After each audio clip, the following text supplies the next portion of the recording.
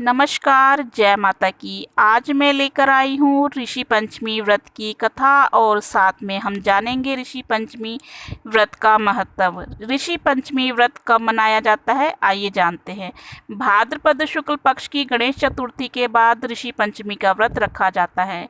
इस दिन सप्त ऋषियों की पूजा की जाती है। ऋषि पंचमी पर कश्यप ऋषि की जयंती मनाई जाती है। इस दिन महिलाएं जो है परिवार की सुख शांति और समृद्धि के लिए इस व्रत को करती हैं।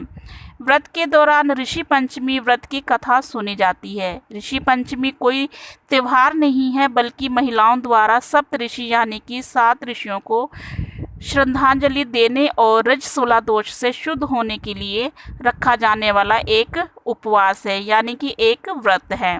आइए अब जानते हैं कि ऋषि पंचमी व्रत की कथा क्या है।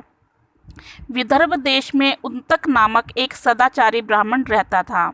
उसकी पत्नी बड़ी पतिव्रता थी, जिसका नाम सुशीला था। उस ब्राह्मण के एक पुत्र और एक पुत्री यानी कि 2 संतान थी। विवाह योग्य होने पर उसने समान कुलशील वर के साथ कन्या का विवाह कर दिया। देव योग से कुछ दिनों बाद वह विधवा हो गई।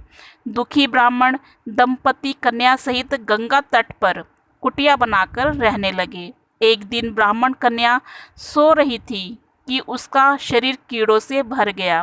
कन्या ने सारी बात माँ से कही। माँ ने पति से सब कहते हुए पूछा, प्राणनाथ, मेरी साध्वी कन्या की यह गति होने का क्या कारण है?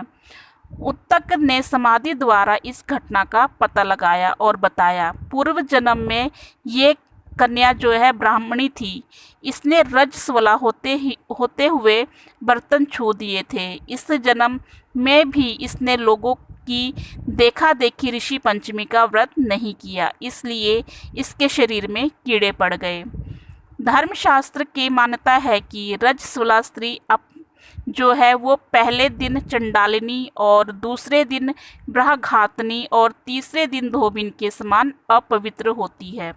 वह चौथे दिन स्नान करके शुद्ध होती है। यदि यह शुद्ध मन से अब भी ऋषि पंचमी का व्रत करे तो इसके सारे दुख दूर हो जाएंगे और अगले जन्म में अटल सौभाग्य की प्राप्ति होगी। पिता की आज्ञा से पुत्री ने विधिवत ऋषि पंचमी का व्रत और पूजन किया। व्रत के प्रभाव से वह सारे दुखों से मुक्त हो गई और अगले जन्म में उसे अटल सौभाग्य सहित अक्षय सुखों की प्राप्ति हुई। ये थी ऋषि पंचमी व्रत की कथा। अगर आपको ये वीडियो अच्छी लगी हो तो प्लीज़ लाइक कीजिए, सब्सक्राइब कीजिए। साथ में ये भी बताइए कि आप किस गांव, किस शहर से इस वीडियो को देख रहे हैं। धन्यवाद। जय माता की।